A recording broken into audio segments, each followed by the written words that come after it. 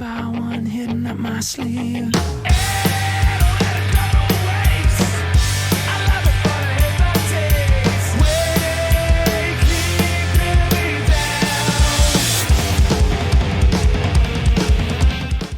All right, so you may be wondering how I actually put together one of these crazy performances where I play through an entire discography by a band, and I'm going to show you a little bit of the behind the scenes. So on my laptop, this is kind of the first step of putting one of these together, is just in a document online that we collaborate with the whole team.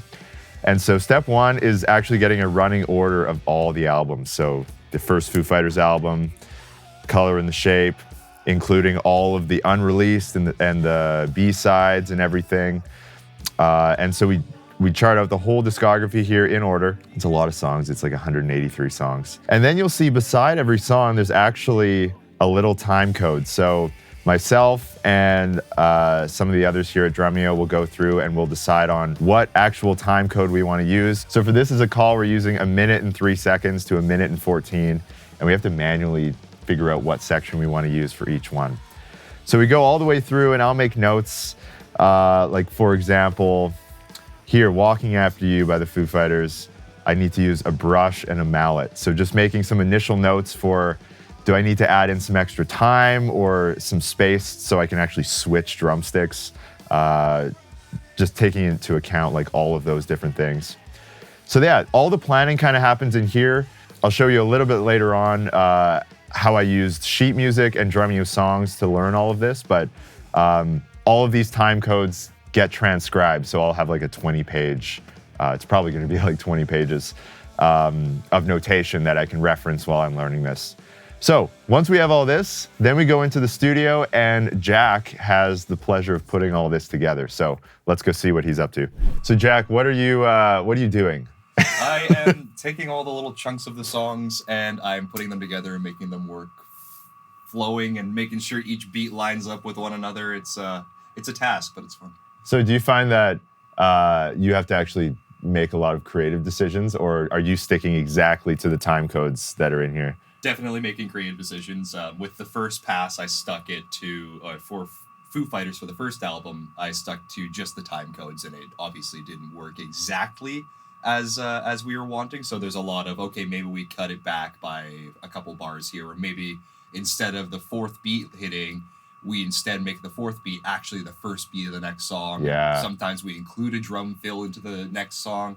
It's very interesting. Sometimes we want a gap because there'll be a lot of things that you have to do. So working with you on this has been pretty fun. Nice break.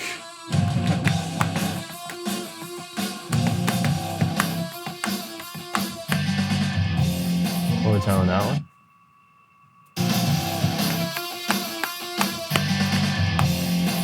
One more time.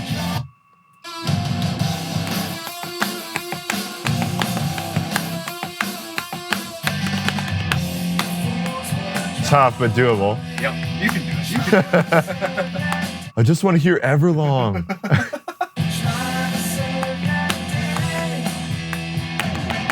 Nice. Tempo changes are just brutal. So savage. So basically, we go through this entire process for, I guess, 183 songs, making sure that all the sections are playable. Some of them are going to be really tough just with the tempo changes and the feel changes and stuff like that. But we go through the whole thing like this. And then once we have a finished track, then I'm going to head over to the practice room and start working on it. So I'll see you over there. All right, so here I am in my practice studio. You'll see, actually, I have the full kit I'm going to be bringing into the Drumeo studio, and that's really just so I can get comfortable playing exactly what I'm going to be recording on. I'll have some rototoms and some other stuff on this side and some percussion over here, but this is pretty much the kit. And it's as close as I could get it to what Taylor's playing. It's the same snare, same sizes that he used. So yeah, it's been a lot of fun to play.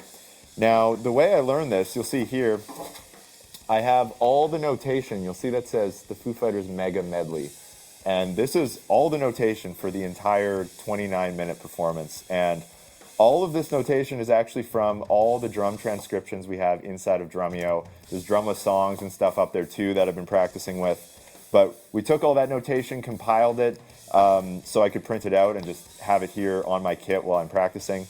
And you'll see it's about 930 bars or something like that. It's kind of insane, but I guess that's the price you pay to go through the whole discography.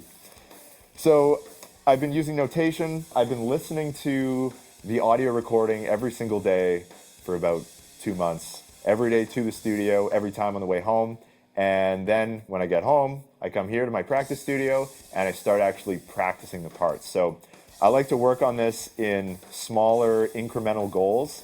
I want to have this album by this date, this album by this date, and I want to have these two locked in together by a different date, and basically just working my way from the 0 minute mark up to the 29 minute mark. Yeah, there's really no secrets to memorizing it. It's just doing it over and over again, getting familiar with the physical movements around the kit and the orchestrations, memorizing the tempo changes, which, like I mentioned, the key part to doing that for me is being able to just do that in the car, tapping on the steering wheel, just to memorize all of those. And then when I get here, it's a lot of just the performance-based stuff, how I'm switching from sticks to mallets to brushes on the In Your Honor section and a few other albums. There's really no secrets to learning it. It's time, and I started working on this around December 20th, 2022, and the filming date is February 24th, 2023.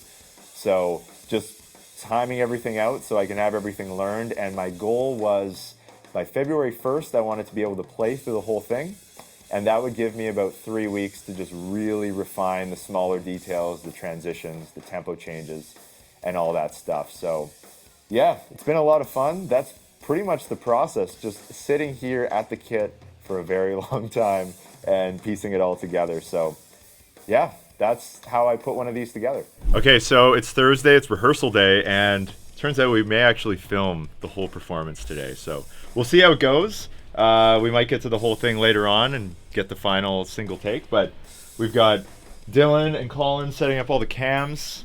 I guess, Colin, you're going to be standing on a ladder, kind of filming down into the kit because it's a bit hard to see over all these tall crashes as Taylor set them up on his kit.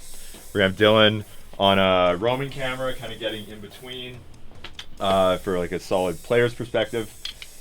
And you can see I've got a bunch of lumber because we're going to need it. But yeah, we're going to do some rehearsal, go through the whole track, figure out where cameras need to be in different parts of the song because it's 29 minutes.